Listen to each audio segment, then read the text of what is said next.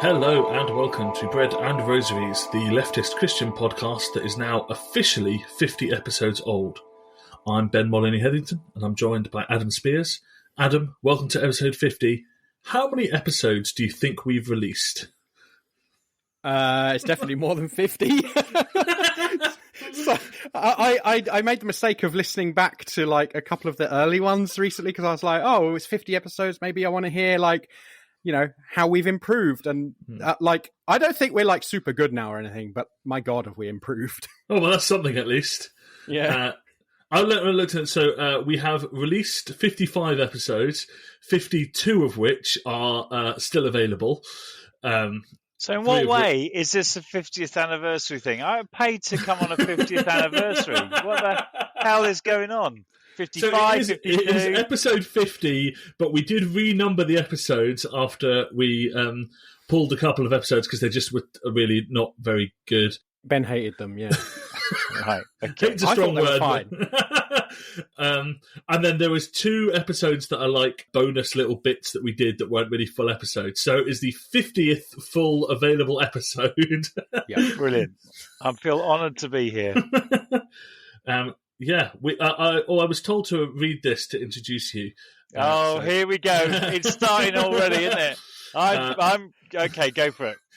We are joined today by the official royal correspondent of the podcast, the Reverend and Right Honourable Sir Chris Howson. Hey, oh my God! Yeah, you've even got the old version. It's the Queen. She died. Have some respect. No, that's King. They're saying King.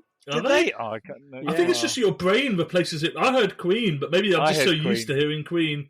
I like as well Adam being very high tech. Just play the off a speaker into the microphone. We don't have soundboards. It feels very professional. This. Yeah. Do you know what, Adam? I have news for you. Oh no! We have a soundboard now. If you'd have told me, I could have put it on the soundboard. Wow. How do we have a soundboard? Magic, because they changed the. This is very boring, but the thing we used to record changed, and I now have a soundboard.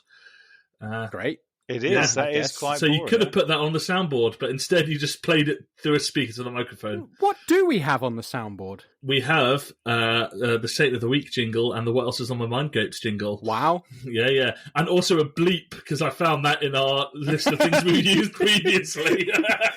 So if you get too potty mouth, I can bleep you.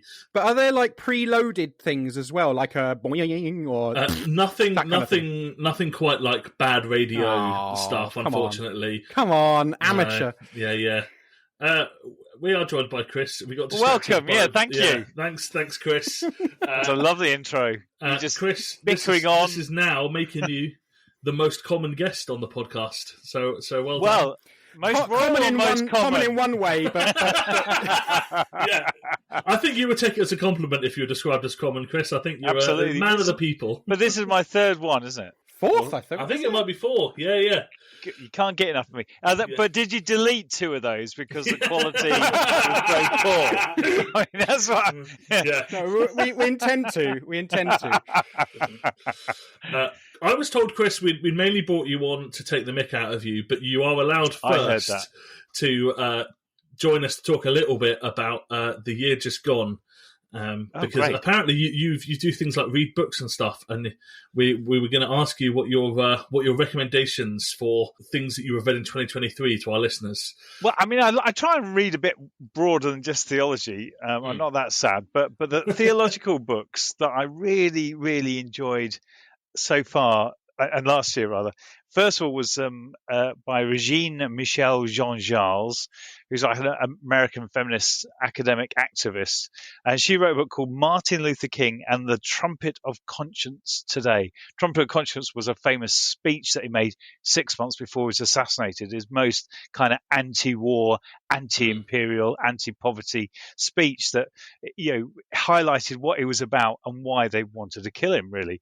But a really good book. And not only is it good in terms of how it tackles Martin Luther King, including the problems of Martin Luther King in the sense of, you know, his relationship with women, how he listened to women in the movement.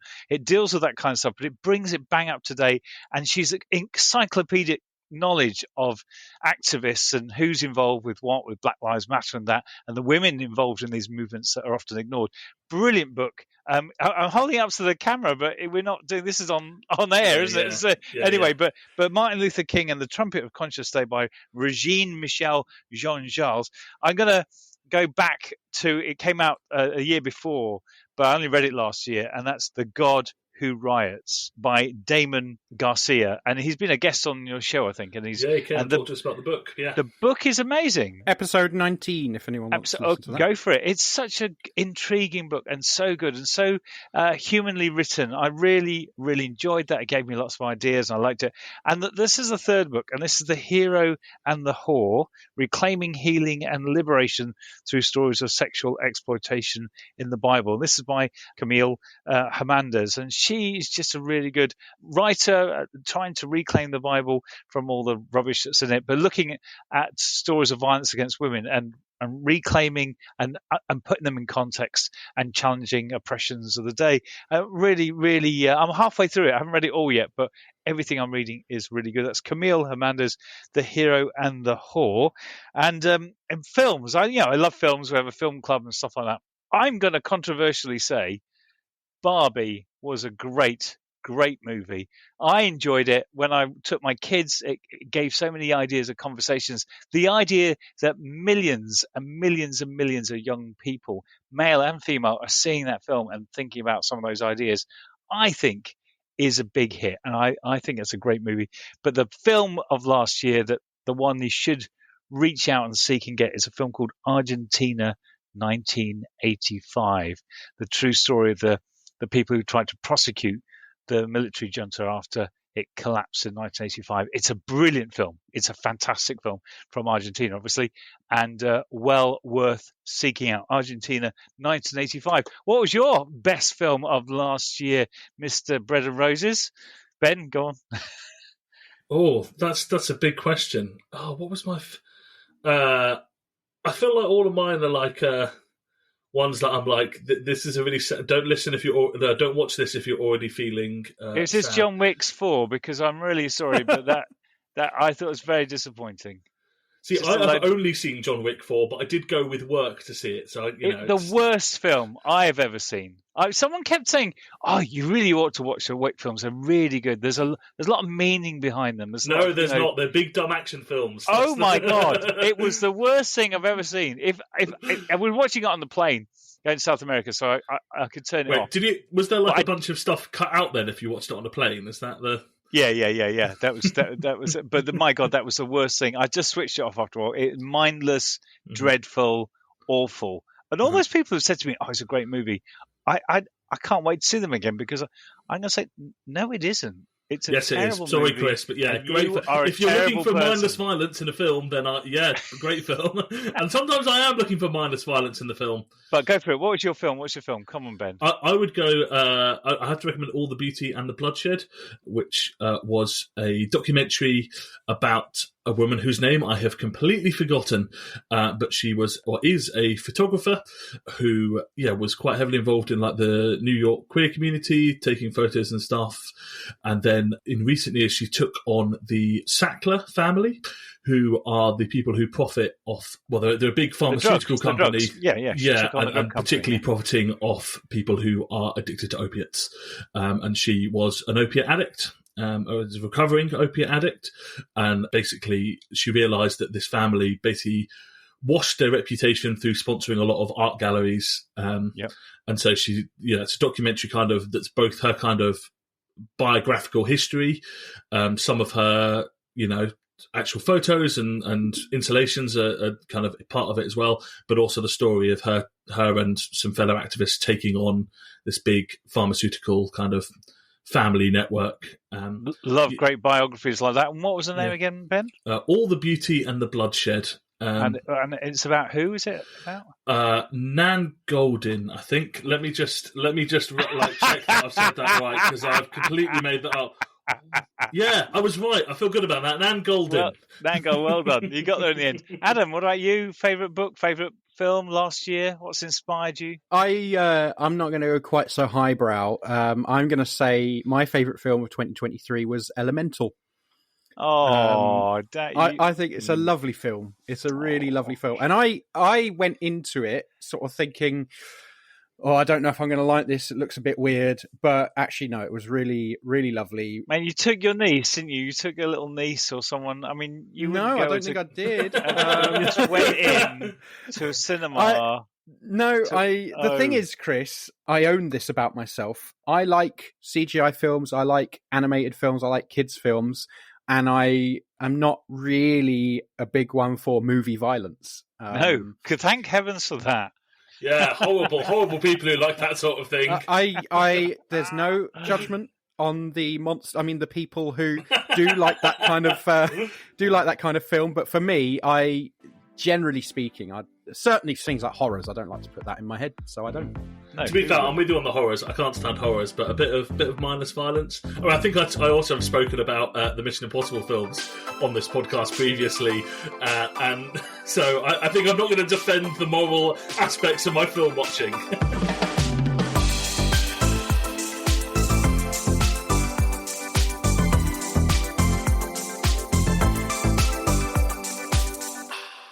Congratulations are in order, Chris, I believe, despite what Adam might want to say next. Thank you for being gracious about something. Yeah, that's nice. I've been a terrible person with my film, so I've got to be the nice one now. We're doing a bit of a good cop, bad cop swap over here, Adam and I. Chris, you have been announced as one of the recipients of the New Year's Honours. Yeah, what a thing! What a weird thing. As I grew up, I didn't really know, but it was something that when the New Year's honours lists are always listed, you kind of, I know that person, or I like their music, or I like their films, or whatever, or that's a shit person, or you had all that sort of stuff. Plenty of those. I never, ever thought that I would be on that list. I mean, it is an amazing thing. I mean, we'll talk a lot about why I also went on BBC to criticise the system and why it's called the Empire Medal and all the rest of it. I did all that, but fundamentally, I like some of the bits of saying that's a good thing to do. We thank you for trying to organise that for happening. I mean, I do a similar thing with City of Sanctuary. We do an awards thing every year, thanking organisations and people who've gone out of their way to support refugees. And it's actually quite a nice thing to recognise that that's a good thing. So I don't mind, awards in general, but of course it being linked to royalty and linked to empire, the names are really, really upsetting. You get this phone call. I got a phone call. I was in Uruguay. Phone call from the cabinet office, saying, this is going to happen and this is what happens next. And you get like a good, I think we had about 40, 50 minutes. Good conversation. And one of the things I said, well, look, I can't accept it unless you understand I am going to criticise it. I'm going to criticise the honours system and the title and everything. And they were really gracious and said, that's absolutely fine. It's freedom of speech. The only thing you're not allowed to do is you're not allowed to be imprisoned for more than 3 months. Oh, could be a problem for you. Well, it might, hopefully, if justice comes up for Paula Venables, maybe they'll... Oh no, she's given up already. That's okay.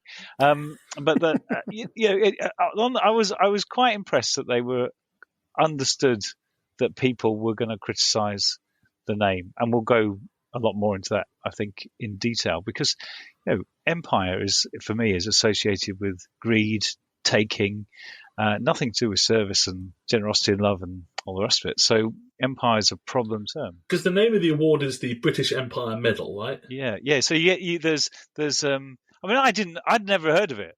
I'll be honest with you, Chris, neither had I until I hadn't heard of it. I mean, but there is about 30 of these things. The famous ones are the OBE and the MBE, and then people become knights and stuff like that. But there are other ones of other orders and things like that. But they're all of them, whether it's the Order of the British Empire or a member of the British Empire or whatever, they all have empire in it, and that is the problem. I mean, what has that got to? We don't call it the Empire Games, do we? Because that would just be horrific. That would be like the Hunger Games, wouldn't it? The Empire Games will come and we call it the Commonwealth Games.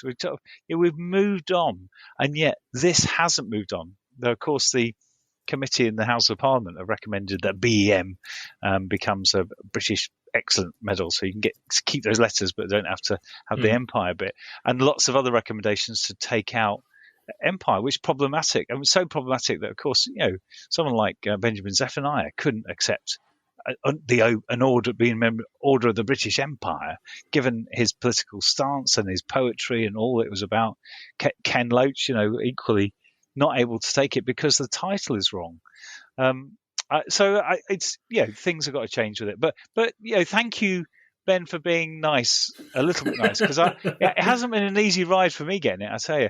It wasn't really easy for me to say no to it. I mean, it comes from the university, it comes from the people who have supported me, for the last 11 years, allowed me to do some great things, and it comes from them. So I felt not in a great position to say, oh no, stuff that. On my political values, I will put my fingers in the air. There may come a point in the future when, I look back on lists of people who it said haven't accepted them. Actually, a lot of people accepted them, but later on in life gave them up or handed them in, and over things that matters of conscience. The Vietnam War, famously for Beatles and people like that, but for the time being, I got it. And it's there. It's quite funny. I live very lightly with it. It's not important to me. It seems to be very important to Adam for some reason. He's fixated. I don't know what twisted stuff is going on in his mind, but none of us do. That's definitely me just turning into Gollum behind the camera. I just really want it. He's so jealous. I was so nice. I tell you, two lovely things. One, some of the people work with me on City of Sanctuary, some of the refugees. You would be amazed how their different understandings of these things are. So I took it on behalf of them and the people I work with on City of Sanctuary. That's what was one that you get a citation, and it was something like services to higher education, and then helping the city of Sunderland move towards the City of Sanctuary, and then it was for running the Homes for Ukraine thing when that started, and also for having working on an inclusive chaplaincy open to all sexualities and all that. And so the citation's pretty nice, but telling some of the people at City of Sanctuary who worked so hard for me on it, we'd got this, was really, really wonderful. And the second thing that was nice was telling my mum. Oh my God! Did she not tell you getting ideas above your station? Is that not? Oh, my mum! I mean, she cried. Yeah, she cried. It's just bless her. And if I get down to Buckingham Palace to have to go to this garden party thing, I'd love to have my mum there. So do you get to go? Do you get given this medal like by? You want to say the Queen, but by King Prince Charles? Do you get Charles Windsor? No, don't. They give it to you, I think, at some ceremony in your region by what they have. They have these things called Lord Lieutenants dotted around the country, and they are supposed to represent the royal family. So our local one in the northeast for Tyne Weir, she's really, really good, supports all our interfaith work and has really been a big supporter of the refugee stuff. So she's pretty good, and I think she gets to put to give me this thing. But it is an actual medal. You get an actual physical medal. I don't know. I don't know. You do? That's because I would be wearing that, like just around. Like, what is this podcast? what has that become? No, I think you do get a thing. I haven't seen it. I don't know anything about it, but I've seen it. Yeah, Adam's done a lot more research into this than you. Adam is obsessed with it. Right. He's obsessed with it. Bless him.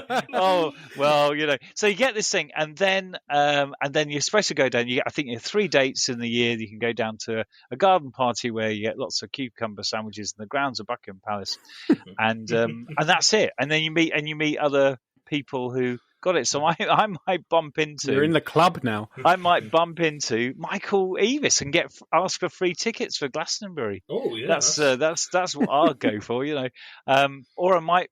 What's the guy? Tim Knobstones. I can't remember his name. The guy from Wetherspoons. Oh, he got one as well. Martin. Yeah, so he might be at one of those things. He got knighted, didn't he? services for the night out. Like. Yeah, for the night out. Yeah, for the sesh. Yeah. He got a slightly higher award than me, and of course there's other clergy around. ABC got it, Justin Welby, for services to the post office, and then he got and Nicky Gamble or Gumble. He got one. So you're in a real select crowd there, Chris. I tell you what, lots of really lovely people. I mean, on the BEM level, the BEMs, the people, it's all people who've done really good things for the NHS, for universities, for community groups. Lots of community people get it, and so I wouldn't mind. I'm looking forward to actually meeting some of those folk and laughing about it. And yeah, I think that's a nice thing. I mean, obviously, there's just no way personally I could accept one, but I know one other person who's been awarded the British Empire Medal. Oh, there's loads. There's about 2,000 every year. It's not a small elite group. It's elite, Chris. No. You're very elite. All the people in our university got it are really nice people. I mean, I think this is the thing: is I am where I am on it, but the only other person I know who has one is just a wonderful person who's been doing this thing that she does in her. I won't say too much about it, but a project in her community that's really, really important work for 30 years. And if anyone deserves recognition, then it would be her. And obviously I think the same for you, Chris. I mean, much like yourself, just wish that recognition looked a little different. Jesus weeps for Gaza. He sees the pain and suffering of the 1.9 million people who have been forced to leave their homes without access to nutritious food, clean water, decent shelter. He hears the cries of the 25,000 orphaned children. He is with all who mourn the 250 people killed every single day. Christians for Palestine UK is a group of Christians who are calling for an immediate ceasefire in Palestine. We don't pretend to have all the answers, but are united in our prayers, hope and action for equality, peace and justice for all the peoples of the Holy Land. Together, we are organising a Christian presence at the National Marches for Palestine and local days of action, where we've been joined by siblings from Sabeel Kairos, Pax Christi, and a whole range of Christian churches. We urge you to join us to act in solidarity with the people of Palestine and call for a permanent ceasefire and just peace. The Very Reverend Canon Richard Sewell, Dean of St. George's College in Jerusalem, says, I warmly welcome the newly formed group, Christians for Palestine UK. Palestinians in Gaza and the West Bank need to see the solidarity of Christians in the UK, and they will be encouraged to see your commitment to stand up for them in their time of terrible suffering. To find details of local actions or to join the Christian bloc at a national march, follow Christians for Palestine UK on Instagram and Facebook, or email christiansforpalestineuk@gmail.com. Join us as we call for a ceasefire now. The two issues with it is, one is that its association with power and monarchy and the empire. That's a major thing. But the other thing is that personal recognition is deeply uncomfortable. I mean, someone like a socialist like me, I want it to be for a community. I run, it's a good chaplaincy here up in Sunderland. I think it's one of the best in the country. I'm really proud of it. But it's a team. It's a team of people, that make it happen. The City of Sanctuary stuff, yeah, of course, I was chair of the group and I did a lot of work to instigate it happening in the council. But there's key councillors, key people in the community, key sanctuary seekers who made that happen. And I think that personal stuff is a bit, because you think, this should have gone to Steve, or this should have gone to Mary, or I know what Alexandra did for it. So it's they're the problems. What a horrible thing to wish on someone, Chris. I can't believe you. Well, I'm putting you forward for next. We get to fast track. We get to fast track the next week. Do you know what I seriously thought at first? I thought someone is winding me up. I thought this is after all I've done on April 1st. I thought you were when you put it on Facebook. Well, a lot of people, in Uruguay, because it happened when I was in Uruguay. And what a thing to happen! It happened on their April Fool's Day, the 28th. The 28th of December. They have, it's a horrible thing. They have it when they, the innocents. When they think about the kids dying under Herod, they had the day, holy innocents, but this when we'll do all April Fool's jokes. Horrible thing. But that is theirs. So in Uruguay, all the people who know me were like, I can't believe people are falling for this. I can't believe people are falling for this. And they were in Uruguay, they were completely like, this is not real. They also didn't believe that I'd trodden a lemon and the juice all ran up my leg and I then banged my head on a branch. But that also really happened on the same day, much to my humiliation. Rancid lemon. I got lemoned on the day it got announced. That is God's judgment. That is. You think you're high and mighty, Chris? Here's a rancid lemon right up you. I personally won't be accepting the award for services to podcasting that we will. I'm going to give you an award. Come on. But unless it came with some sort of cash, and then I'd probably have to reconsider my principles. That's fair point. Yeah.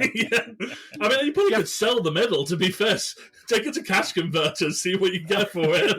I don't think you can, though. I don't think you can. What, legally? You mean like you're not allowed to? Yeah, I could be wrong, but I don't think you can legally do that.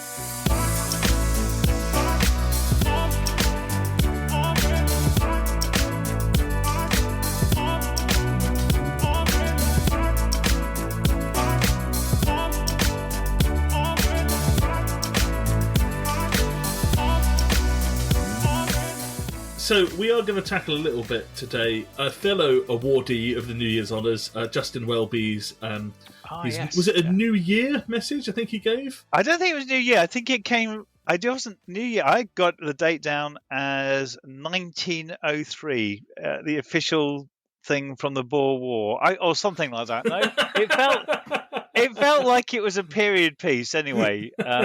So we will, we'll chat about that and a bit about the sermon for Munther Isaac in Palestine that's been going viral, and kind of chat about the differences between those two particular sermons. But before we get on to that, I do think we're going to start 2024 as we mean to go on with a bit of Mind Grapes. What else is on my mind grapes? Did you enjoy the soundboard? I could see how happy that made Adam. I cannot believe that worked. Usually we just drop in the clip. I don't have to edit it in. That's amazing. Do you mind if I hear it again? It was a big moment for me. Yeah, you ready? Yeah. What else is on my mind? There you go. I feel like I'm on Radio 2 or something. Mid-afternoon. Adam, I believe you have something on your mind grapes. I do. So I have been thinking a lot about the whole Post Office Horizon scandal. And I kind of realised that there's a bit of a link here, Chris, because you were saying that with your sort of royal trinket that you have now, that at some point, maybe in the future, you might return it. Well, now is your opportunity, because a woman called Sarah Griffith has returned her medal to 10 Downing Street in solidarity with the sub-postmasters affected by the Post Office Horizon scandal. Is this Paula Venables? She handed it back in solidarity. No. She has, of course, handed hers back under pressure. But no, this person, Sarah Griffith, who got hers for services to charity, I think. I don't know this woman. I don't know anything about her. She might be a monster. She might be wonderful. I don't know. But she has done this in solidarity with the sub-postmasters. And I was thinking, Chris, now is your opportunity. You know, as soon as you've got it, giving it back straight away. What a statement that would be. I think when I look back at the people who have given them back, you know, the Vietnam War, and just, I think there are moments, and I think they've got to really make sense to you. I think this must have made sense to that woman. It must have been a connection. She might have been in one of those communities where the post office were were absolutely destroyed, and that she knows the impact this has had on people's lives. I think it's got to be personal. It's got to make sense to you. I mean, one of the things I have thought is if they start taking people back to Rwanda, how can you take a medal that's connected to your work with City of Sanctuary? I mean, there are moments, but I think I don't want to get too much into my own personal story, but it's very interesting that she's made this. I reckon there'll be a connection. So I don't disagree with what you're saying, Chris, but hear me out. Get ready, okay? Right, here we go. Because as we've learned recently, Paula Venables was shortlisted by Justin Welby himself to become the Bishop of London. She's one of three people shortlisted to run the third biggest post in the Church of England, even though I think she'd only done a curacy. I mean, had never been in charge of a parish, never done a major role. But I think we're missing the main point here, which is that it was almost a situation where someone terrible became a Church of England bishop, but thankfully we've avoided that ever happening. So, wow. I don't know what you're laughing at, Adam. But there's a problem in the system. Is that people are being appointed in ways. I mean, I have heard that someone was fast-tracked to become a dean and then a bishop and then an archbishop of Canterbury just because of connections with the oil industry. I've heard that kind of rumor. Justin Welby's a nice guy. He helped get me into this job here. He's a great guy. I like him. My kids like him. Spent some time with him. But there's a problem with the system that it rewards someone who is business-minded and thinks that is how churches ought to be run. And Justin has moved the whole Church of England in a direction of this kind of people with business skills and what they think are leadership qualities who are getting into higher and higher positions within the Church of England. And maybe it's always been terrible, but it does feel like it's moving towards that business model, which is not what the church is. We are supposed to be a countercultural movement focused on Christ, who is a countercultural figure himself, not a mirror of the capitalist regimes that are around us. And so I think this has really highlighted more than anything else how close we got to using that system wrongly and appointing people who make terrible decisions that affect people's lives. How many people have committed suicide because of the decisions that person made? I mean, she nearly became the Bishop of London. It's extraordinary. And the thing is, it's not just the decisions that she's made, it's the decisions that she's made knowingly. Right, like she knew what was going on, and she made decisions. Or she was incompetent. If she didn't know, then she was pretty incompetent to be in charge of a big organisation like that. You could say that, but I think, like honestly, looking at the evidence, I'd be very surprised. I mean, this was known about, and I think it was known about by her, but I can't say that for sure, obviously. But I think this sort of brings me to my broader point here. To kind of quickly say that is that there has been some streamlining, some ultimately sort of minor changes to the way bishops are appointed, as you sort of hinted at earlier with Paula Venables. And a big part of this comes from the fact that people of colour weren't being appointed to the higher roles in the Church of England. And obviously it's really important that that's dealt with, but one of the ways they've tried to deal with this is by kind of streamlining that process, making it easier for the Archbishop of Canterbury, possibly the Archbishop of York as well, I don't know, to put forward people who have very little experience into those roles. And that's how you end up with someone like Paula Venables, because ultimately what happens is, maybe a few more people of colour get through, but a lot more people who are essentially allied with Welby, his sort of managerialism, and also some of this conservative evangelical stuff. People who are allied with that are getting through and making it higher up a lot quicker than they otherwise would. Yeah. And I think that's a really important part of this, that we shouldn't forget the structural issues that are happening and that are new, actually. And of course, in some ways, if you're worried about people getting fast-tracked into bishop roles, it's only going to get worse because they can keep pushing the various safeguarding reviews and investigations down the line, but eventually a lot of bishops are going to be retiring early or getting pushed out because of failures in safeguarding. Not that they themselves committed any crimes or offences, but that they failed to deal with things that were brought to them in anywhere near appropriate ways. And, really, there is going to be a whole swathe of bishops over the next few years who are either quietly or loudly going to go their way, either in advance of some conclusions being published or afterwards. Yeah. And I think, it's going to be interesting to see exactly who gets the big jobs when there's a lot of them going around. Yeah. I saw a letter recently from a bishop to their diocese about the reaction to the services for blessing same-sex marriages, and it was a horrendous letter, basically saying, I disagreed with it. If you want to do it, you have to ask me for permission. It was one of those kind of almost threatening letters, and I'm thinking, how have you got so much power? It's not just about who gets it; it's the role of bishops. The bishops are meant to support us, meant to pastor to us, about help us do our jobs properly, not bully us. And I think the way the bishop stuff works is that people can become bullies. I'm not saying I know some lovely bishops.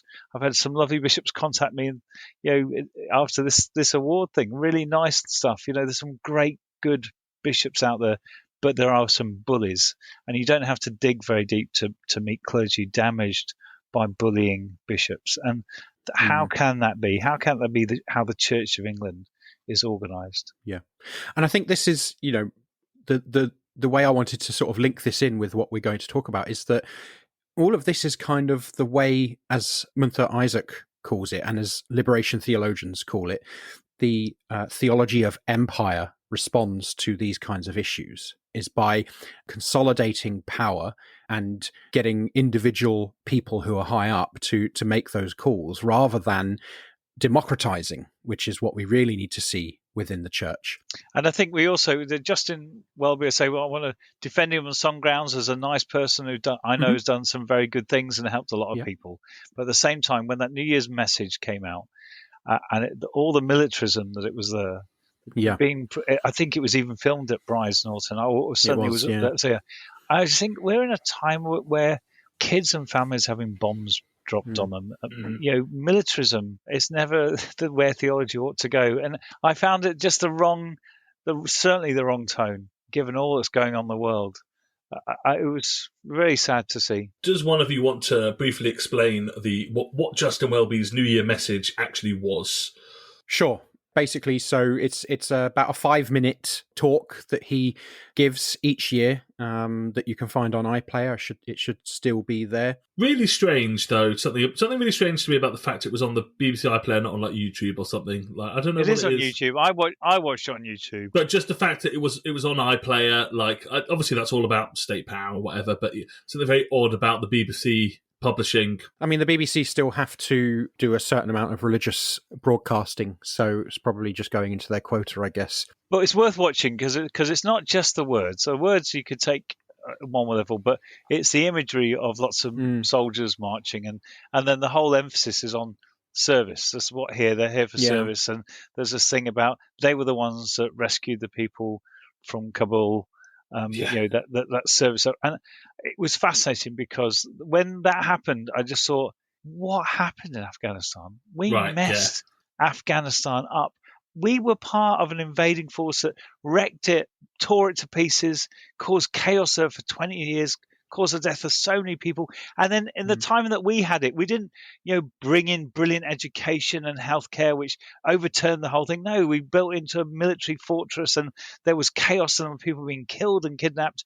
Terrible, terrible, terrible. And none of that is part of our story. That's why we had to bring people out. And where are those people now? The Afghans who were brought back in some terrible conditions up and down the country.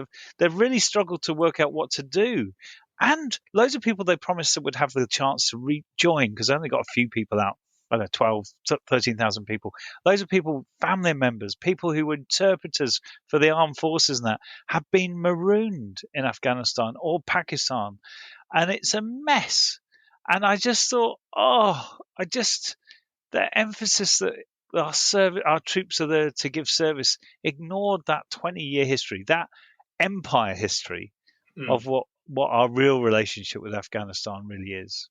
The thing that really I found really incredible about it, because obviously there's all this militarism, praising the armed forces, and also this sort of thing of like how terrible war is, and everyone should be seeking to make peace and whatever. And that we agree with that. We agree with that, Adam.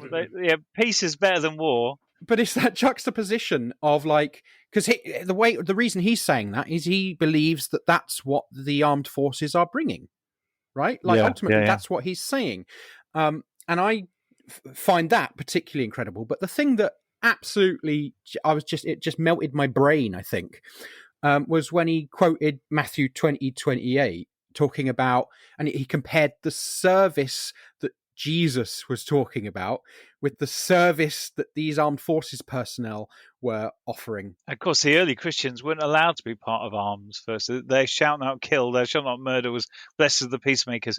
It was only until Constantine needs an army and Europe is turning Christian and he needs to turn that around. It's only then that Christians are allowed to be soldiers. But I think as well, there's something about, I don't know if you know this, but Jesus was killed by an occupying army. Oh, yeah. It was soldiers that nailed him to the cross. Did say forgive them, they don't know what they're doing. That's what Justin should have said. Oh, look at these soldiers. They don't know what the hell they're doing. Forgive them, and maybe they'll do better next time. Yeah, exactly. But yeah, there is something about the very unthinkingness of it all to me. Part of it feels like it's been thought up by a PR consultant, right? People love the army. Do some patriotic stuff. But it could have been better. It could have been better. I've done weddings. I've done funerals for people in the armed service. These are good people. They recruit in some of the poorest parts of the country, and get these folk to do terrible things. But a lot of them are still, despite all that, good people, come back with injuries and all the rest of it. They could. You can do it in a different way. You're right. It could have been a bit of a PR thing, really, right? But it could have been more human. It could have been more Christian. It could have been more real. Could have been more honest. It could also have actually looked at the context of the passage that it was talking about. Because Justin Welby, when he said this, was talking about Matthew 20, verse 28. And what he's done is he's taken that verse, plucked it out, cherry-picked it, if you like, as people like to say, and completely ignored the context around it. Right? And if he went back just a couple of verses to verse 25, he says this. It says, Jesus called them together and said, "You know that the rulers of the Gentiles lord it over them, and that their high officials exercise authority over them.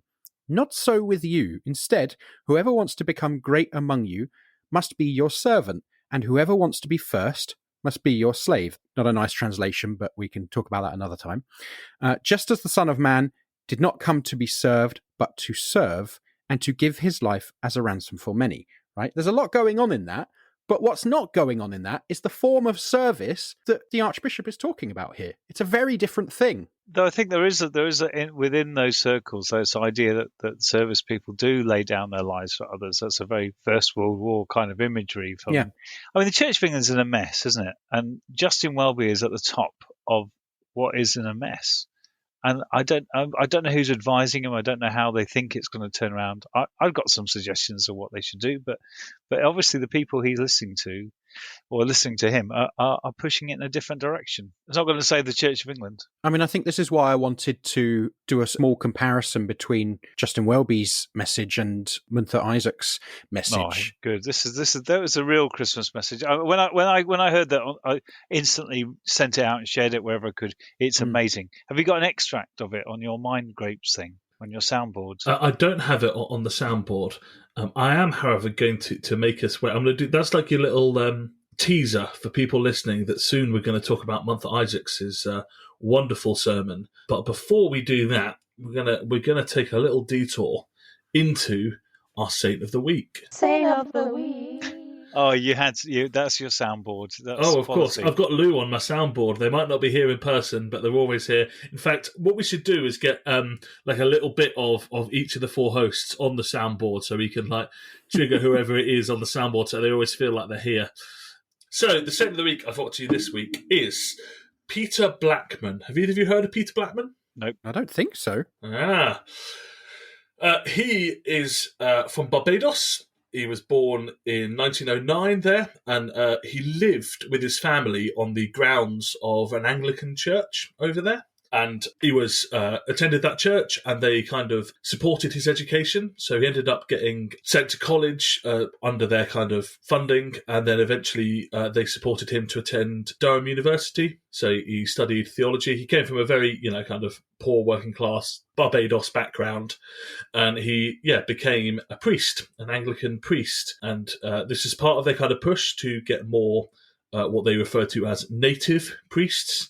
And he was sent as a missionary to Gambia. And while he was over there, he quickly realised or found out that black missionary priests were paid less than white missionary priests to do the same job. And he was, understandably and correctly, extremely annoyed about this, to the extent that he fought it until he felt that he couldn't fight anymore and ended up resigning, leaving the priesthood. And he went back to Barbados for a bit, but he eventually returned to Britain, where he lived, obviously, while he was at university. And he worked on the factories making aircraft parts in World War II before he eventually worked on the railways and was quite instrumental in the National Union of Railwaymen. He was a Communist Party activist and obviously did a lot of stuff around racial equality stuff within that. He was mates with Paul Robeson, who did some tours and stuff in the UK and met some of the activists and civil rights leaders, of which Blackman was one of them. But he was also a poet. He was never kind of a professional poet, but some of his stuff got published after his life, and it was very kind of well received, and it's kind of part of this kind of slightly forgotten tradition of British black socialist poetry.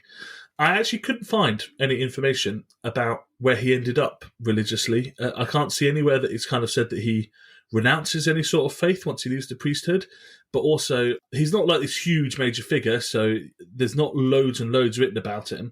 And people are often, when we research this Saint of the Week stuff, I often find that people are just not always that interested in asking questions about someone's religious beliefs and affiliations and whatever.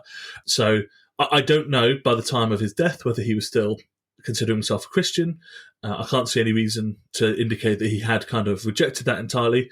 But yeah, it's not really written about. But he certainly was for a number of years, because obviously he was an Anglican priest, and at least most of them are Christians. I want to know if you knew Charles Duncan O'Neill, Sunderland's first ever black doctor. He was famous for treating miners and working people for free. He was a friend of Keir Hardie, and then left Sunderland to go back to Barbados, where he founded the Democratic League and became a member of Parliament. He's one of the 10 big heroes of Barbados socialists. Barbados has got some incredible socialist Christian figures. So I'd like to think they met. Yeah, distinctly. But as I say, there's not loads of information because, it's not well researched. Well, if he was in Durham at some point, I don't know when he was in Durham, but, Sunderland's not far away, and there can't have been many black activists, communist socialists around from Barbados. So, just depends on when they were around, Another thing I was going to mention about him, it's interesting, is that for a number of years he worked on the BBC broadcasts to the West Indies as a writer, but in 1950s he was blacklisted due to his political beliefs. So despite the fact he worked through the war, kind of doing stuff for them, and also building airplanes, because of his political affiliations, he was blacklisted by the BBC and no longer allowed to do anything like that. There should be a film about this saint. Yeah. It's a good story. It is a very good story. Wow. I was just going to read because as I say, it's not always well remembered in this kind of forgotten tradition. So I thought I'd just finish by reading a little bit of his poem, "My Song is for All Men." It's quite a long poem, so I'm not going to read all of it. Apparently, his collection of poetry called Footprints is very good and worth reading. But here is a little bit, and I apologise because I'm not a natural poetry reader, but here's a little excerpt of Paul Blackman's "My Song is for All Men." My song is for all men, Jew, Greek, Russian, communist, pagan, Christian, Hindu, Muslim, Pole, Parsi. And since my song is for all men, more than most I must state a case for the black man. I have wandered with the men of Devon over the Devon hills, conned thought with Milton where low voices drift, through time buoying music over death and forgetfulness. I have wandered beyond to distant Caucasia, skirting my wonder of blood wined in the beauty, of green mountains hemmed by blue waters on Georgia's coast. I have listened to debate in London and Moscow, Prague, Paris, and many other towns. I have heard statement confused or insistent, patient or fretted, facing a claim, and ever the claim was the same. This is my own, the voice repeated. My hands have built it. It is my very own. Show us your fruiting. Let me then bring mine own. This is mine own. I staked a claim for the black man. Great. I think you're very good at reading poetry, by the way. I thought it was on your soundboard and you recorded that earlier. Yes. That was absolutely live. That was amazing. It's yes. a pity, like all that language, this poem for all men, it's rooted in its time. But to get his voice back here, 100 years later, thank you for that. And there was a whole actually section about kind of black women and stuff within that poem as well. So you're absolutely right, of course, to point out the kind of gendered language that is feels quite dated. But even within those kind of gender relations stuff, he is kind of pushing ahead of some of that stuff and having some interesting stuff to say. So something really fascinating that I think is not particularly well known and could do with further recovery. So hopefully Chris is going to make a wonderful biopic about him. I'm going to certainly check to see if you had any links with our local black hero. And we might cut the bit where you talked about that local black hero so that we can use that one as a Saint of the Week as well. So, before I interrupted you all with a bit of Saint of the Week, we were talking about Munther Isaac's sermon. So, Adam, do you want to just give us the very brief overview? Who is Munther Isaac and why should we care about his sermon? What did he have to say? Yeah, so Munther Isaac is the pastor of the Evangelical Lutheran Christmas Church in Bethlehem. And obviously being a Palestinian Christian and a prominent voice within that community, he has had a lot to say. And he hit the headlines in December because he and his church made a nativity scene where they wrapped the baby Jesus in a keffiyeh, which is like a traditional Palestinian scarf, and put Jesus in the rubble. And the point was that if Jesus were born today, he would be born in the rubble, and they'd have to dig him out of the rubble. And he went on to give an excellent Christmas Day sermon, which you can find on YouTube. I'd definitely recommend that. We'll link it in the show notes as well. And he covers a few things. I think it's about 17 minutes long, but he talks about, and we've already mentioned the theology of empire, but he starts by talking about the sheer numbers of people killed, the destruction of Gaza. He says Gaza as we know it no longer exists. And then he critiques world leaders and he critiques church leaders who give those world leaders, as he calls it, theological cover. We are tormented by the silence of the world.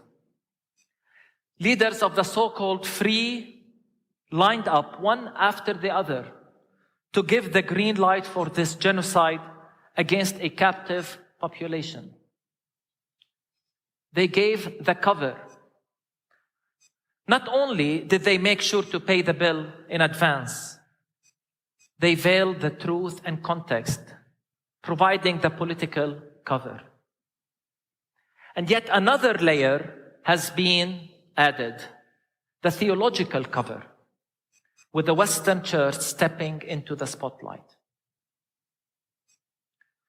Our dear friends in South Africa taught us the concept of the state theology, defined as theology, the theological justification of the status quo with its racism, capitalism, and totalitarianism.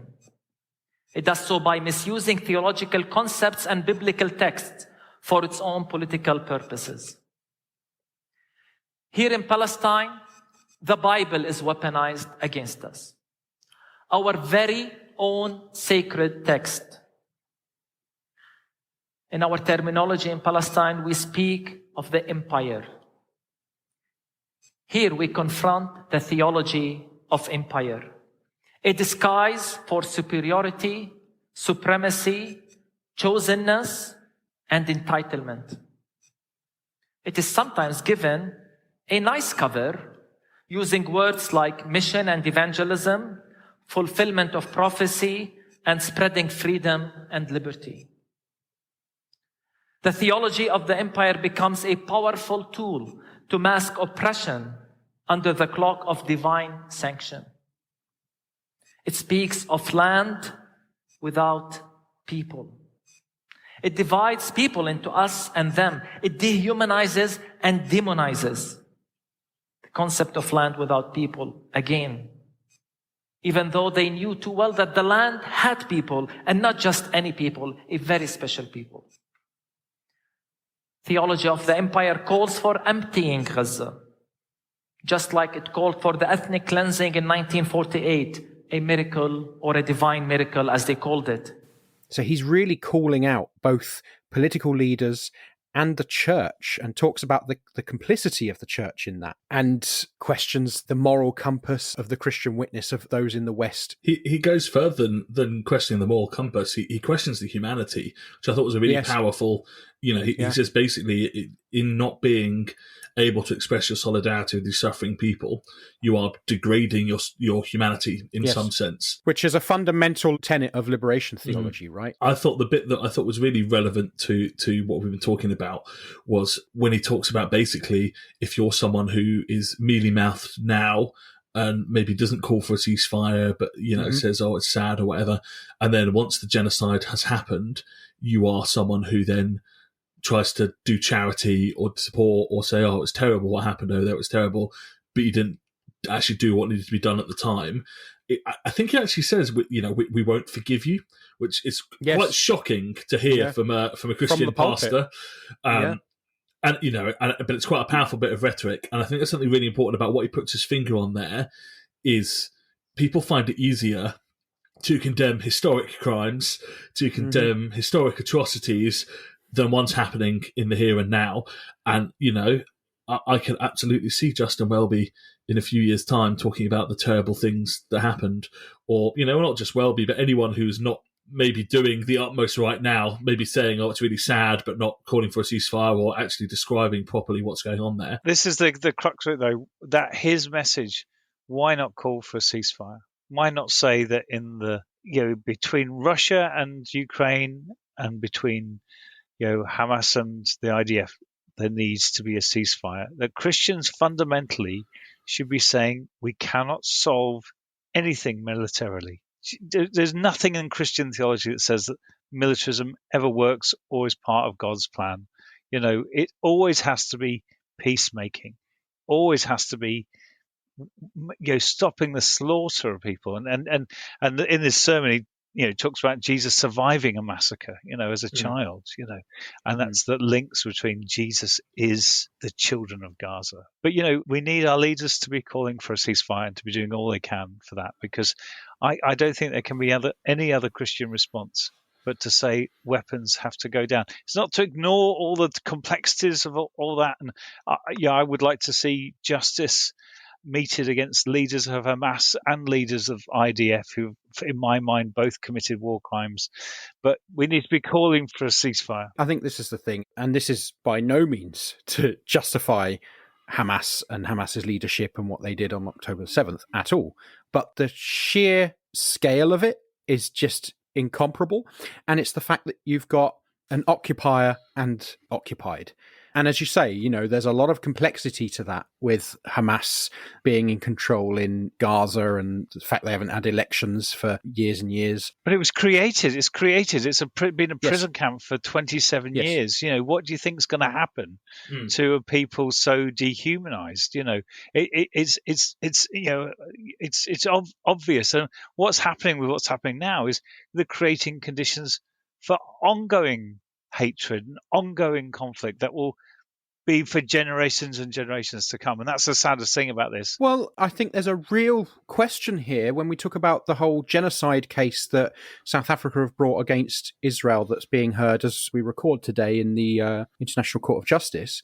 This is if Israel don't do exactly what they did in the Nakba and expel the population of Gaza and just annex the land. I don't think that's going to happen. It won't happen. But there's equally no sign at all from the government that there's any move towards giving Palestinians autonomy.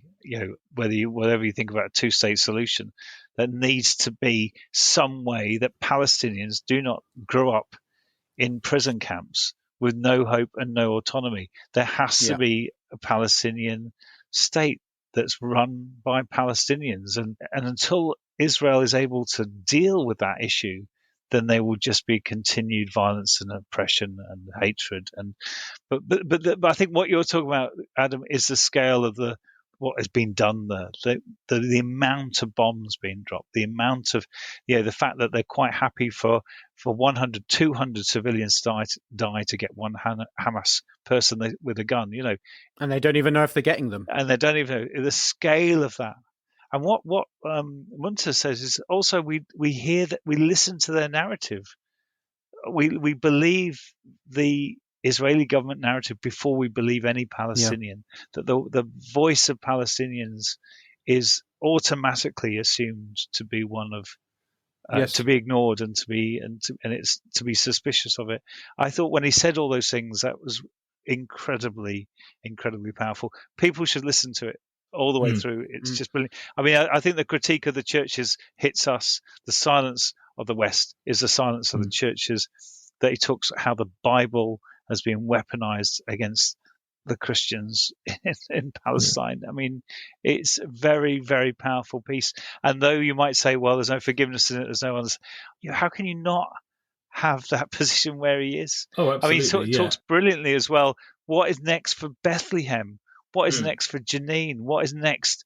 These people want all the Palestinians to either go away or just be part of their service industry. But I think there has to be some real questions about what Hamas imagined would happen when they did this. They must have known, they must have been willing for people to be sacrificed. And I think, though you can understand the historical context of that, I think Hamas leadership needs to be held account by the Palestinian people and by human rights courts, as well as the atrocities committed by the IDF. And because our position as Christians is always the whole idea of using violence to change situations is a false narrative. And Jesus is prepared to go on the cross for that. And that has got to be our position. It's difficult, but I can't cope with people who put defense of Hamas and just put, well, the historical context means they have to do that. No, our position's got to be against violence, against violence, against violence, wherever it comes from. I agree with that. But I also think that it's important to recognise where violence comes from, what kinds of violence exist, who is wielding violence in what ways. Oh, yeah. I mean, absolutely. But there's this way it gets the difficulties about pacifism and Christian pacifism. This is where it gets complicated. Look, Russia have done terrible things in Ukraine, and and they invaded it, and they've got a false narrative, and they've done all that stuff. And you couldn't say, well, okay, then we have to keep fighting it. We have to throw as much as we can against the Russian state and defend the Ukrainian sovereignty as a whole, and keep pushing and regain the land that Russia has taken. I can't accept that narrative, because all it seems to me is that many, many, many, many more lives will be lost. Russia ain't going to budge an inch. And, tens of thousands, if not hundreds of thousands of Ukrainian men and civilians around that area are going to die, because we can't say, okay, this is a terrible thing that's happened, but a military solution is not going to do this. It has to be a different way. I think just the Christian response also always has to say there must be alternatives to militarism. And that's deeply uncomfortable, because, I've got dear friends now living in Sunderland who used to live in Mariupol. And their homes are gone, and their lives are gone, and their families are dead, and they want to be back in Mariupol. But, more and more dead Ukrainians, more dead young Russians is not going to bring any of that back. Oh, this is a grim episode. Oh, I'm really sorry. I think I'd want to talk about the element of race in all this. Mantha Isaac talks about, you accept Israel's narrative before you listen to the voices of Palestinians. And there's lots of reasons for that, but it has to start with the acknowledgement that Israel is a society mostly composed of people of kind of white European heritage, not exclusively, but for a large part. Well, I'm not exclusive. Yes, it's a Semitic I think the familyhood, the brotherhood and sisterhood of Palestinians and Israelis is really important to bring together as well. But that's, yes, I know what you're saying, and he says it. Munter says it himself that there is racism in this. Yes, but I think one thing I would draw our attention to as part of this is that I think it was Netanyahu himself, but certainly this is an idea that is very prevalent in the sort of upper echelons of the political power in Israel. But I think it was Netanyahu himself who said that basically it's okay to have black Jews or Jews who aren't white, basically, in Israel and in the IDF, as long as they're being led by white people. And he's also, of course, very recently gone on record as saying that this is a war to save Western civilization. That white, racist narrative is definitely there as well. Hi folks, this is Adam in the editing booth here, just issuing a correction. This was not in fact Benjamin Netanyahu, it was the Israeli President Isaac Herzog, who in an interview with MSNBC said the following. This war is a war that is not only between Israel and Hamas. It's a war that is intended really, truly to save Western civilization, to save the values of Western civilization. We are attacked by a jihadist network, an empire of evil emanating from Tehran with its forks in Lebanon with Hezbollah, with Hamas in Gaza, with the Houthis in Yemen. This empire is in Iraq, and this empire wants to conquer the entire Middle East. And if it weren't for us, Europe will be next and the United States follows. I remind all about 9/11 and thereafter. I think we've been taught to devalue the lives of Middle Eastern people. You know, the thing that always drives me mad is when people are wasting their time debating the legacy of the Blair government. And, you know, someone will say, you know, the Iraq war was a horrible crime against humanity. And someone will say, yeah, but Sure Start. And, you know, that's not to say those things are bad, but if 1 million dead Iraqis is roughly equivalent to a few thousand poor British people getting a better education, like, that's a good thing. I'm not saying that's a bad thing at all, but actually the only way that makes any sense as a rebuttal is if you just assume that Middle Eastern lives are worth significantly less than British lives and, you know, white lives, if we're honest.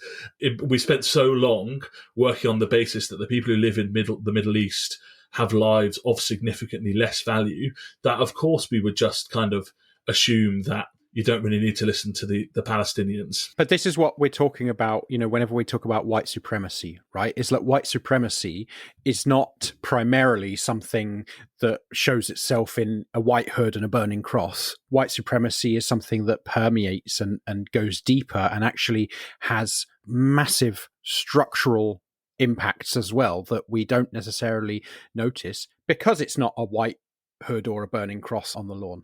I think that is probably, at least, if not all we have time for, then certainly all the depressing conversations that our poor listeners can cope with.